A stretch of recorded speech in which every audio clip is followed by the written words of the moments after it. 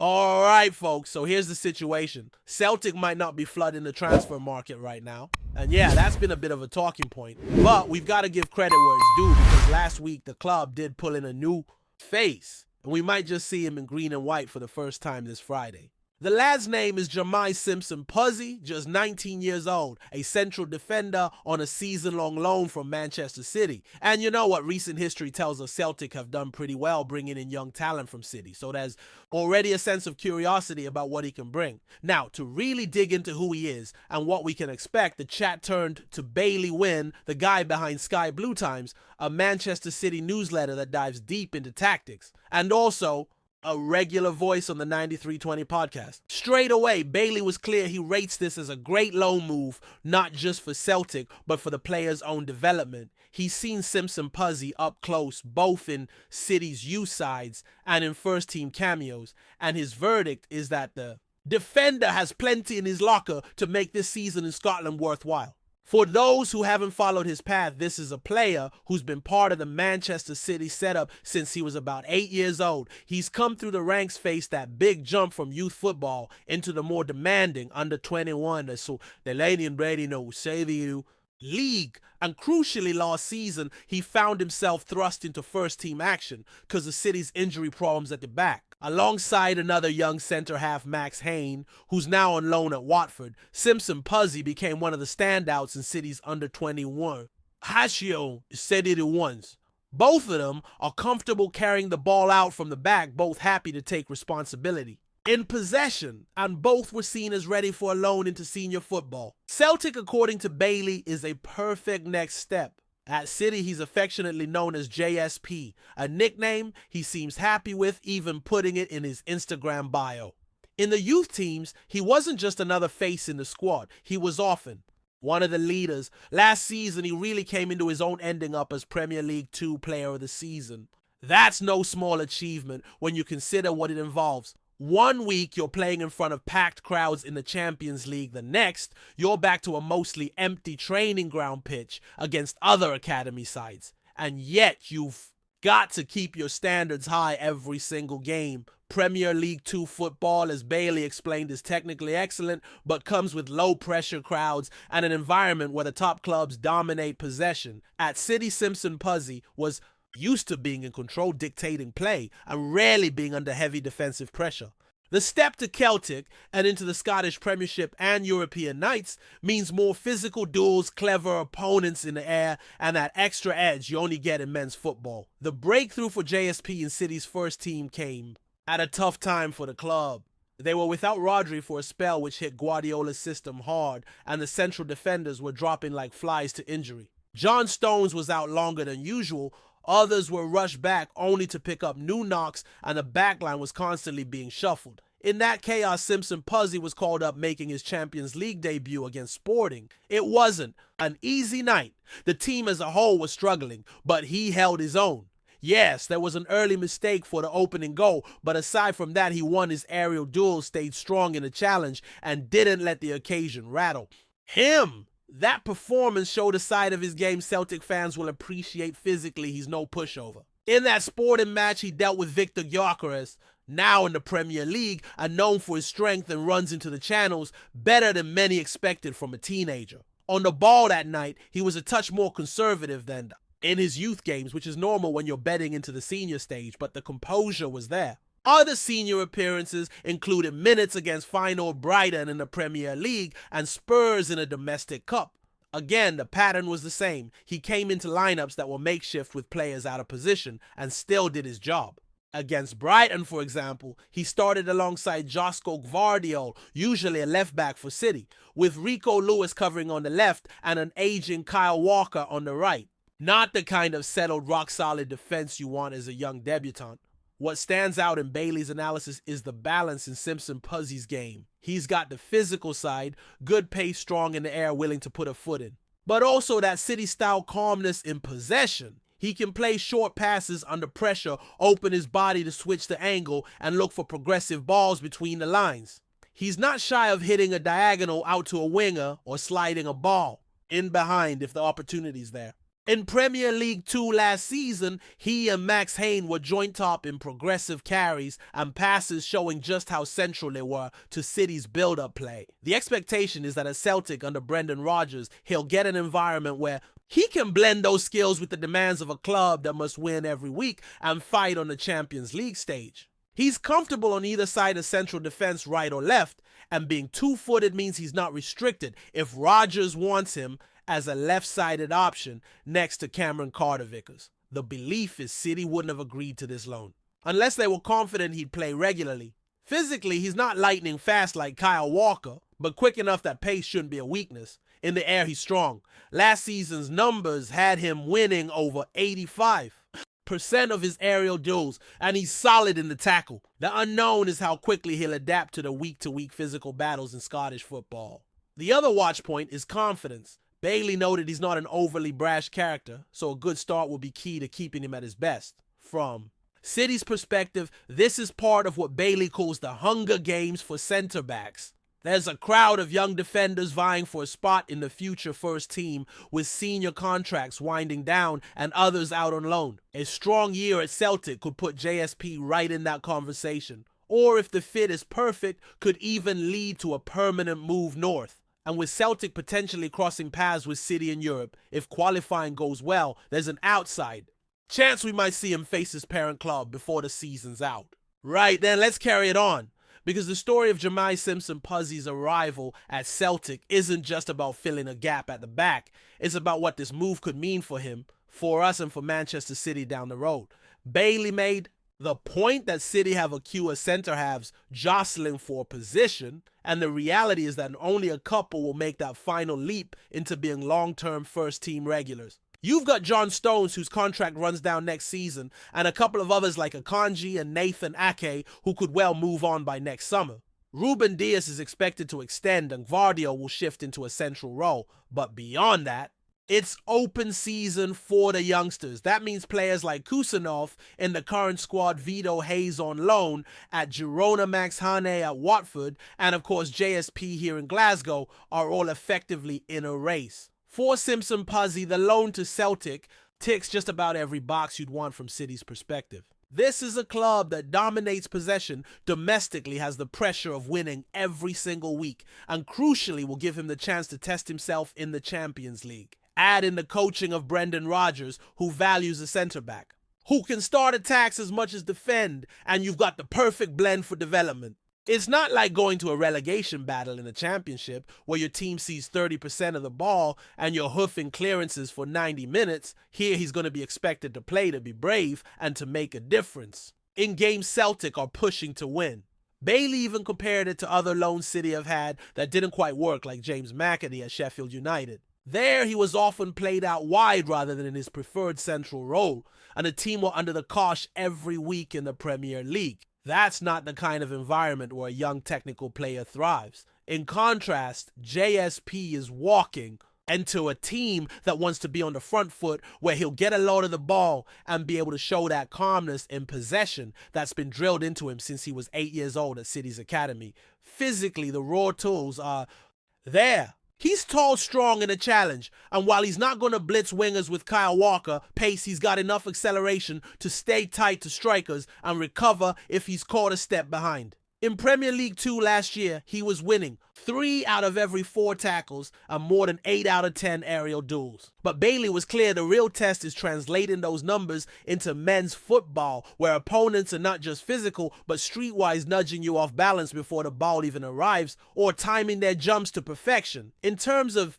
his weaknesses, there's no glaring flaw. It's more about experience and consistency. Bailey reckons JSP isn't the loudest personality on the pitch, so it might take him a run of good games to really settle and start playing with full confidence.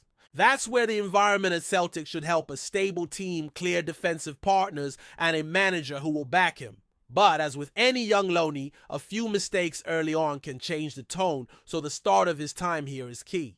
From a tactical point of view, what Rodgers gets is a defender who can comfortably slot into either side of the central pairing. Most of his senior cameos for City have been on the right, but he's played plenty on the left in youth football, and Being comfortable on both feet means he's not restricted. His long passes tend to be stronger with his right, but under pressure he can adjust angles and find a short option without panicking. That's gold dust in European games where pressing traps are set to force mistakes. Now let's not pretend the fairy tale writes itself. There's always the chance the season goes so well for him that he falls in love with life in Glasgow the fans take to him, and suddenly a permanent move is on the cards.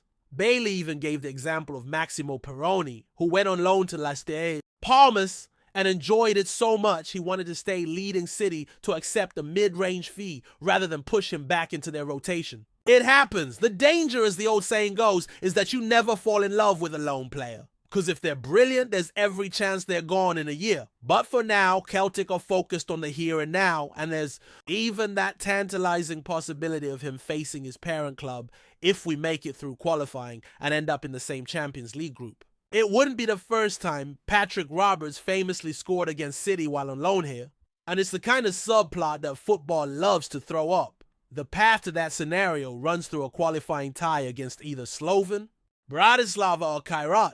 And if we win, JSP could find himself back at the Etihad as an opponent before the year is out. In terms of what Celtic fans should expect, think of a defender who's not afraid to step into midfield with the ball, who will try to find a progressive pass rather than always recycling it backwards, and who relishes the physical battle without being a destroyer type. He's more elegant than aggressive, but not soft. In Scotland, he'll face a mix of styles. Some sides will sit deep and counter, giving him the ball for most of the match. Others, like Rangers or in Europe, will press and look to test his composure. Those games will tell us a lot about his readiness for the very top level. And then there's the character side. Coming from City's academy, he's used to a certain standard, immaculate pitches, technical training sessions, and a team that's almost always in control. Moving into a league where pitches can be heavy in the winter, where you've got away days against teams who will look to rattle you physically, is part of his football education. How he responds to that will shape whether he's ready to go back and fight for a place at City, or whether he becomes a longer-term fixture at a club like Celtic. Bailey made it clear that from City's angle, they see him as one of several possible successors to their current crop of centre-halves. But he also admitted that loans like this can sometimes be as much an audition for the buying club as for the parent club. If Celtic fans take to him, if Rodgers builds around him, and if the team achieves success domestically and makes a mark in Europe, the temptation to push for a permanent deal will be strong. And in truth, for a 19-year-old regular football at a Champions League club is not something to turn your nose up at, even if it's not in one of the so-called top 5 leagues. For now, the focus is on his debut likely this Friday and how quickly he can slot in alongside Cameron Carter-Vickers. That partnership could be the bedrock of our defense this season. Carter-Vickers brings the experience, leadership, and physical dominance. JSP brings youthful energy, composure on the ball, and the motivation to prove himself. If they click, Celtic could have one of the most balanced centre-back pairings we've seen in years. So while it's easy to get carried away, to start imagining him lifting trophies at Hampton or shutting out Europe's best strikers under the lights of Parkhead, it's worth remembering that this is still a young lad taking his first proper steps in senior football. There'll be bumps, there'll be learning moments, but the ceiling is high. And for Celtic, in a season where the squad needs both stability and fresh energy, that's exactly the kind of signing you want to see. Before we proceed, subscribe to our channel and enable notifications to receive all exclusive news about Celtic FC. Don't miss any details about your favorite team. It's extremely important for Celtic FC fans. It's the sort of chatter that gets the green and white half of Glasgow leaning over pub counters and tapping feverishly on their phones. Word on the street is that Lucas Paquetá, the Brazilian maestro currently dazzling in claret and blue, might just be swapping the East End of London for the East End of Glasgow. Folk close to the situation have been whispering that a deal with West Ham has quietly been tied up, though you'd be hard-pressed to find anyone on record confirming it outright. The rumors started swirling late last night after a well-placed source claimed Paquetá's agents were seen at Glasgow airport, their arrival shrouded in enough secrecy to make even the most seasoned transfer watchers suspicious. While the official line from Celtic Park remains a polite no comment, the timing is curious. especially with the Hoops midfield crying out for a touch of Samba flair ahead of a packed European schedule. Supporters are daring to imagine the sight of Paquetá gliding past defenders under the paradise floodlights, threading passes only he can see. Of course, nothing's ever done until he's holding up the shirt, but right now the rumor mill's spinning faster than a Callum McGregor pivot. The possibility of Lucas Paquetá pulling on a Celtic jersey is more than just an exciting thought. It's a tantalizing shift that could reshape the very dynamics of Scottish football. Those in and around the club have been murmuring that talks began weeks ago, well before the story leaked into the public domain, suggesting this isn't just a case of speculative paper talk. The Brazilian, known for his vision, composure, and a knack for popping up with vital goals, could be the kind of marquee signing that sends a ripple far beyond the SPFL. Imagine Rangers' dugout reaction to news that Celtic have secured a Premier League playmaker still very much in his prime. Even in the boardrooms, this potential acquisition is being spoken of in terms of prestige as much as performance, a statement that Celtic can lure top talent despite the financial muscle of England's top tier. West Ham, for their part, are said to be open to the move if the price is right, with whispers suggesting a package involving performance bonuses and possible future sell-on clauses. Whether this is shrewd business or a risk remains to be seen. But in a league where fine margins decide titles, the thought of Paquetá linking up with Kyogo and O'Reilly is enough to set pulses racing from Parkhead to Perth. Celtic supporters, naturally, are treating the whole affair with a blend of skepticism and excitement, the same way when eyes a too good to be true pint offer on match day. They've been here before. Marquee names linked in the papers, only for the reality to fizzle out like a soggy pie under a drizzle. Yet there's a different energy to this one. Social media has erupted with doctored images of Paquetá in the Hoops, accompanied by soundtrack clips of samba drums mixed with the roar of the Green Brigade. Local journalists have noted the unusual silence from both clubs, which, in the realm of transfers, can be more telling than any press release. The chatter suggests Celtic might have been willing to loosen the purse strings in a way not seen since the days of Sutton and Hartson. And if that's true, it's a signal of intent that will not go unnoticed. Fans are already debating where he'd slot in. Would he take a deeper creative role beside McGregor or push further up as a link between midfield and attack? Either way, the narrative's gathering steam, and even the most cautious punter has to admit the possibility is starting to feel dangerously plausible. In the pubs around Gallowgate and the cafes near Celtic Park, the talk has gone beyond if and squarely into when. Taxi drivers claim to have overheard airport staff discussing a special guest from London, while one hotel worker in the city centre swears he's seen a booking under a name suspiciously close to Paquetá's. Of course, Glasgow thrives on this kind of half-truth and romanticized hearsay, where a scrap of gossip can snowball into a back-page headline by the following morning. The thought of a player of Paquetá's caliber weaving through SPFL midfields is intoxicating for a support already brimming with confidence after recent domestic successes. It's also a statement of ambition that could bolster Celtic's standing in Europe, where they've been eager to make deeper runs in the Champions League. A Brazilian international arriving in his prime would be the kind of move that tells opponents, we're not just here to make up the numbers. Yet until the ink's dry, the cynics will point to the volatile nature of such negotiations. West Ham have their own ambitions and won't let go cheaply. But if the deal's truly close, Celtic may be about to unleash one of their boldest coups in decades. Even with all the talk, the notion of Lucas Paquetá in Celtic green remains wrapped in a layer of uncertainty that only fuels the intrigue. Insiders hint that the midfielder himself is open to the idea, drawn by the prospect of European nights under the Parkhead lights and a chance to etch his name into the club's storied history. He's no stranger to pressure, having performed on some of football's biggest stages. But Scotland's unique blend of passion and expectation would be a fresh challenge entirely. Observers note that his technical style would mesh beautifully with Brendan Rodgers' current philosophy, adding a fluid creativity to a system already built on quick, incisive play. Yet, as always, the devil's in the details. Medicals, contract clauses, image rights, all those elements that can scupper even the most promising of transfers. For now, supporters will keep refreshing their feeds, hanging on the words of every self-proclaimed ITK on Twitter. Whether Paquetá's arrival proves to be fact or fiction, one thing is certain. The rumor has lit a fire in the Celtic faithful, and in Glasgow, that kind of buzz is often the first sign that something truly special might be on the horizon. Hello, fan! Don't forget to like and subscribe to the channel, as it means a lot to Celtic FC. Also, share your opinion about the news in the comments below. See you in the next video.